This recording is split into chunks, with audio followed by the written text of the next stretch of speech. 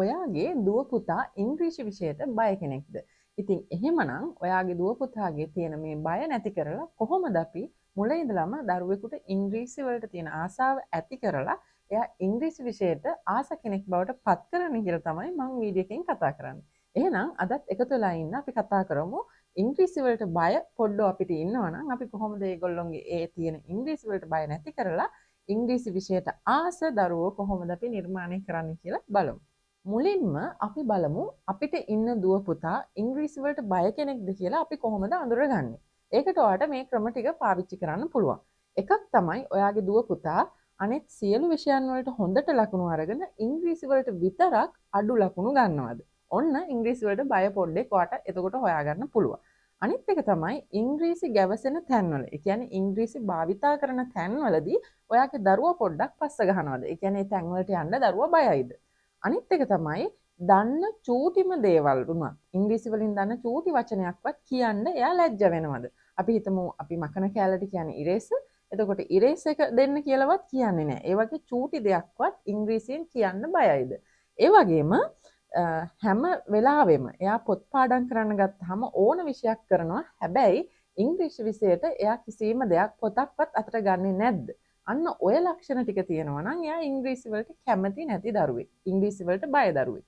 එහෙනම් එහෙම කෙනෙක් කොහොමද අපි ඉංග්‍රීසි වලට කැමැත්තක් ඇති කරලා ඉංග්‍රීසි විෂයට ලකුණු ටික වැඩි කරගන්නේ. ඒ වගේම ඉංග්‍රීසි හොඳට භාවිතා කරන්න පුරුදු කරන්නේ කොහොමද කියලා තමයි අපි කතා කරන්නේ. දැන් අපි බලමු ඒකට මොනවද ඔයාලට කරන්න පුළුවන් දේවල් කියලා. ඇත්තටම ඉංග්‍රීසි කියලා කියන්නේ අපිට අනාගතයේදී අවස්ථාවන් වැඩි වෙන. ඒ කියන්නේ ඉංග්‍රීසි දැනුම හොඳට තියෙනවා කියලා කියන්නේ දරුවෙකුට උනත් අපිට උනත් අවස්ථාවන් ගොඩකට අපිට මුණ දෙන්න පුළුවන්. ඒ කියන්නේ අපිට හොඳ opportunities හම්බ වෙනවා. ඒ වගේම හොඳ දේවල් වලට අපිට දැනුම හොයාගෙන යන්න අවස්ථාව වැඩි ඉංග්‍රීසි දැනුම හොඳට අපිට තියෙනවා.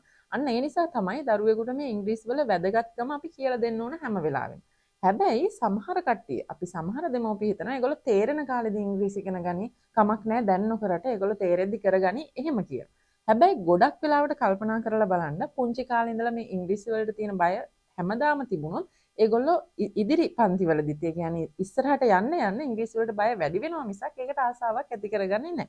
ඒ නිසා පුංචිම කාලෙදී පුළුවන් නම් මේ ඉංග්‍රීසි වලට තියෙන කැමැත්ත ආසාව අපි ඇති කරලා දෙන්න ඕන. එතකොට තමයි ඒගොල්ලෝ මේක විෂයක් භාෂාවක් විදිහට ඉගෙන ගන්න පටන් ගන්න. දැන් මම කතා කරන්න යන්නේ මේ ඉංග්‍රීසි විෂයට තියෙන ආසාව දරුවන්ගේ වැඩි කරලා එයාලගේ තියෙන බය නැති කරලා ඉංග්‍රීසි විෂය කොහොමද ඉම්ප්‍රූව් කරගන්න අපිට කරන්න පුළුවන් දේවල් දෙමව්පියෝ විදිහට කියලා. හැබැයි මතක තියාගන්න මේ කිසිම දෙයක් එක පාරටම ප්‍රතිඵල ලැබෙන දේවල් නෙමෙයි. මොකද මේකවා අඩුම තරමින් මාස 6ක්වත් කරන්න ඕන මේ අපි අලුත්ම භාෂාවක් ඉගෙන ගනින්න. ඔයාට මතක ඇතිනේ ඔයාගේ පුංචි දුව පුතා සිංහල භාෂාව. අපි නිතරම උදේ හවස කතා කරන මේ සිංහල භාෂාව දරුවා කතා කරන්නත් ඉපදිලා අවුරුදු 1කමාරක් විතර ගියාම තමයි ඒගොල්ලෝ කතා කරන්න පුළුවන් වෙලත් සමහරු අවුරුදු 3ක් විතර ගියාට පස්සේ තමයි කතා කරන්නේ. මොකද ඒගොල්ලෝ මුලින්ම මේක ග්‍රහණය කරගන්නවා.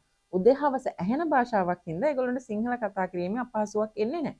ඒ වගේ තමයි ඉංග්‍රීසි කියලා කියන්නේ මේ පටන් ගත්ත ගමන්ම දවසින් දෙකෙන් ආශා මරු කියලා දරුවෝ කියන්නේ නැහැ. ඒගොල්ලන්ට අපි මේක ඇත්තටම ඇති කරලා දෙන්න ඕනේ. ඊට පස්සේ තමයි ඒගොල්ලෝ මේකට ආස වෙන්න පටන් ගන්න. ඒ නිසා මම ඔයාට ඉල්ලීමක් කරනවා අඩුම තරමින් මම මේ කතා කරන දේවල් මාස 6ක්වත් කරන්න. එතකොට තමයි හොඳ ප්‍රතිඵල ලබා ගන්න පුළුවන් වෙන්නේ. ප්‍රතිඵල නැහැ කියලා සතියක් දෙකක් කරලා අතෑරියොත් ඔයාට මේක කරන්න පුළුවන් වෙන්නේ නැහැ. ඔයා මුලින්ම කරන්න ඕන දරුවා ගාව තියෙන ඉංග්‍රීසි ඉගෙන ගන්න තියෙන ආත්ම විශ්වාසය වැඩි කරන එක. ඒකට ඔයාට කරන්න පුළුවන් දෙයක් තමයි ඔයාගේ ගෙදර නිතර තියෙන දේවල් වලින් අපි පාවිච්චි කරන බඩු භාණ්ඩ පෙන්නලා ඒවට දරුවා දන්නවා කියලා පෙන්වන්න ඒ වචනවල ඉංග්‍රීසි මේ තේරුම. ඒ කියන්නේ දැන් අපි ටීවී එක බලනකොට අපි රූපවාහිනිය බලනවා කියලා කියන්නේ ඒ ටෙලිවිෂන් ටීවී එක. ඒ වගේම මේක අපි දුරස්ථ පාලකය කියලා කියන්නේ නේ. ඒකට අපි පාලනය කරන රිමෝට් එකට කියන්නේ රිමෝට් එක. ඊට පස්සේ අපි දැන් අයිස්ක්‍රීම් එකක් කනවා නම් ඒකට අපි කියන්නේ අයිස්ක්‍රීම්. ඉතින් ඉංග්‍රීසියෙන්ුත් අයිස්ක්‍රීම්ම තමයි. ඊට පස්සේ ආ පාවිච්චි කරන පැන්සල තියෙනවනේ. ඒකට මොකද්ද පුතේ කියන්නේ? පෙන්සිල්. එතකොට මකන කෑල්ලට ඉරේසර්. ඔය වගේ යා දන්න දේවල් 10ක් 15ක් විතර ඔයා අහන්න. ඒ අහලා ඉවර වෙලා කියන්න බලන්න පුතේ ඉතින් ඉංග්‍රීසි කොච්චර ලේසිද?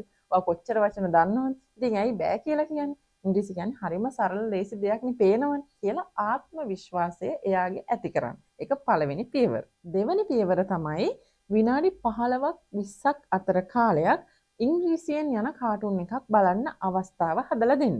විනාඩි 15ත් 20ත් අතර ඕනෑම දෙයක් ඕනවට වඩා ඕනේ නැහැනේ දැන්. අපි කාටුන් එකක් වුණත් ඕනවට වඩා වෙලාවක් බලන්න ගියොත් ඒක එයාට හොඳ නැති වෙන්න පුළුවන්. ඒ නිසා විනාඩි 15ක් 20ක් අතර කාලයක් ඉංග්‍රීසි කාටුන් එකක් බලන්න දිනපතා එයාට දෙන්න. එතකොට එයාට ඒ භාෂාව හසුරවන හැටි, ඒකට කොහොමද ඇක්ට් කරන්න කියලා එයා පේනකොට එයා ඉගෙන ගන්නවා. සහ ඒ දේවල් වලින් එයා දෛනික ජීවිතයේදී එයා කරන දේවලුත් ටික ටික කියන්න පටන් ගන්නවා. ඒ නිසා විනාඩි 15ක් 20ක් අතර කාලයක් ඉංග්‍රීසි කාටුන් එකක් බලන්න දෙන්න. ඊළඟට එයාට ඇහෙන්න ඉංග්‍රීසි සින්දු ටිකක් දාන්න. ඉංග්‍රීසි සින්දු ටිකක් දාලා එයාට ඇහෙන්න සලස්සන්න. ඒ වගේම ඔය ළමා වැඩසටහන් තියෙනවනේ ඉංග්‍රීසියෙන් යන ඒවා ගුවන් විදුලියේ කියන්නේ රේඩියෝ වල යනවා උදේට. එතකොට ඒ වගේ දෙයක් එයාට පොඩි වෙලාවක් එයා ඉස්කෝලේ යන ලෑස්ති වෙනකොට අපි ලොකු බරක් දාලා මේක කරනවා කියලා නිකන් කියලා කරන වැඩක් නෙමෙයි. හැබැයි නිකම්ම ඇහෙන්න රේඩියෝ එක වගේ දාලා තියන්න පුළුවන්. එතකොට එයාට ඒ භාෂාව ඇහෙනකොට කාලයක් යද්දී එයාට ඒක හුරු බවක් දැනෙන්න පටන් ගන්නවා. ඉතින් ඊළඟ පියවර තමයි එයාට එයා කතා කරන්න, ඒ කියන්නේ එයා දන්න හැම දෙයක්ම එයාට කියන්න කියලා කියන්නේ. එයා දන්න වචන පාවිච්චි කරන්න කියන්නේ. ඔයත් ඒ වගේම එයාත් එක්ක ඒ වචන පාවිච්චි කරන්න. වචන පාවිච්චි කරනකොට, දන්න දේවල් පාවිච්චි කරනකොට එයාට වැරදුනොත්, දරුවට වැරදුනොත් කොයි වෙලේකවත් hina වෙන්න එපා. ගෙදර අයටත් කියන්න එයාට වැරදුනා කියලා ඒකට hina වෙන්න එපා. එයාව ලැජ්ජාවට පත් කරන්න එපා කියලා ඔයගොල්ලෝ කතා වෙලාම එයාට අවස්ථාව දෙන්න.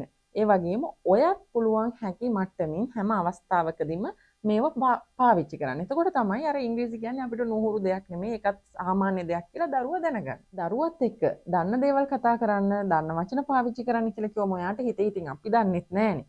ඒ වුණාට ඔයාත් දන්නවා. ඔයාට පුංචි දේවල් අනිවාර්යයෙන්ම පුළුවන්. දැන් අපි හිතන්නකෝ ටීවී එක දාන වෙලාවට ටීවී එක ඔන් කරන්න. ටීවී එක ඔන් කරන්න. ටීවී එක ඔෆ් කරද්දී කියලා ටීවී එක ඔෆ් කරන්න. ඔය වගේ පුංචි දේවල් පටන් ගන්න. මොකද ඉංග්‍රීසි කියලා කියන්නේ අපේ භාෂාව නෙවෙයිනේ. ඒක චතුර ලෙස කතා කරන්න අපිට බෑ වෙන්න පුළුවන්. ඇත්තටම ඒක චතුර ලෙස අපිට හසුරවන්න බැරි වුණාට අපිට හොඳට කතා කරන්න පුළුවන් අපේ භාෂාව, සිංහල භාෂාව තියෙනවනේ.